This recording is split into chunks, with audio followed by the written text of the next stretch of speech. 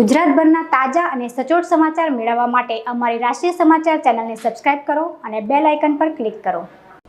સુરતના Udhna railway યાર્ડથી Udhna દાનાપુરા એક્સપ્રેસને station પર લઈ જવાની તૈયારી હતી। તે દરમિયાન એમ્પ્ટી રેક એટલે ખાલી ટ્રેનના પાછળના 3 કોચ પાટા પરથી ઉતરી ગયા હતા, જેના કારણે ટ્રેન 3 કલાક મોડી ઉપડી હતી। ટ્રેન ખાલી હોવાના કારણે કોઈ દુર્ઘટના ઘટી ન હતી। આ ઘટનાની જાણ થતાં ઉધના યાર્ડના મોટા અધિકારીઓ તાત્કાલિક યાર્ડમાં પહોંચ્યા હતા અને પાછળના 3 કોચને કાઢીને અન્ય 3 કોચ લગાડવામાં આવ્યા હતા।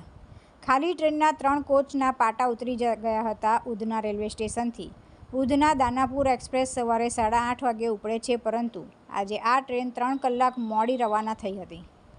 8:30 વાગ્યાની જગ્યાએ આ ટ્રેન 10:30 વાગે રવાના થઈ હતી।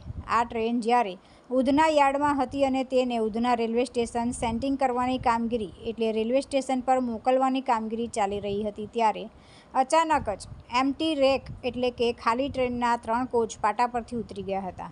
આ ઘટનાની ગંભીરતા સમજતા રેલવે વિભાગના અધિકારીઓ તાત્કાલિક ટેકનિકલ સ્ટાફ અને એન્જિનિયર સાથે યાર્ડ પહોંચ્યા હતા। તુલસી શર્મા સાથે રાષ્ટ્રીય સમાચાર, સુરત।